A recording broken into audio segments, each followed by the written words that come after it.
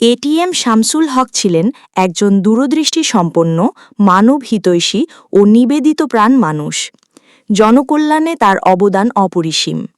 তার উদার দানের ফলে আজকের খায়রুন্নেসা মেডিকেল কলেজ ও হাসপাতাল প্রতিষ্ঠার ভিত্তি রচিত হয়েছে। রোববার সাবেক সচিব, সিডাপের সাবেক পরিচালক ও প্রস্তাবিত খায়রুন্নেসা মেডিকেল কলেজ ও হাসপাতালের জমিদাতা এটিএম শামসুল হকের তৃতীয় মৃত্যুবার্ষিকী উপলক্ষে দোয়া মাহফিল ও আলোচনা সভায় এসব কথা বলেন বক্তারা। প্রস্তাবিত খায়রুন্নেসা মেডিকেল কলেজ ও হাসপাতালের পরিচালক ডাক্তার আতাউর রহমান জসিমের সভাপতিত্বে এ সময় বক্তব্য দেন জাতীয় অন্ধকল্যাণ সমিতি কুমিল্লার সভাপতি অ্যাডভোকেট আহম তাইফুর আলম, সাধারণ সম্পাদক ডাক্তার এ.কে.এম. আব্দুস সেলিম, অধ্যক্ষ শফিকুর রহমান, কবি ও ছড়াকার জহিরুল হক দুলাল, অ্যাড মাহবুবুল আলম, সাংবাদিক খায়রুল হাসান মানিক ও নুবিস্তা ফার্মার regional sales manager Rafiqul Islam প্রমুখ।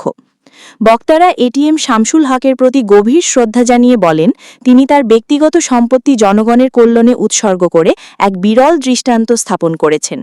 সমাজে এমন নিঃস্বার্থ মানুষ খুব কমই দেখা যায়। তার স্মৃতিকে চিরন্তন করে রাখার জন্য বক্তারা তার নামে একটি সড়কের নামকরণের জোর দাবি জানান। এটিএম শামসুল হকের মহৎ জীবনের স্মৃতিচারণ করে তার আত্মার শান্তি কামনায় সবাই হাত তোলে দোয়া করেন। এতে দোয়া ও মুনাজাত পরিচালনা করেন মাওলানা কাজী নাজেম।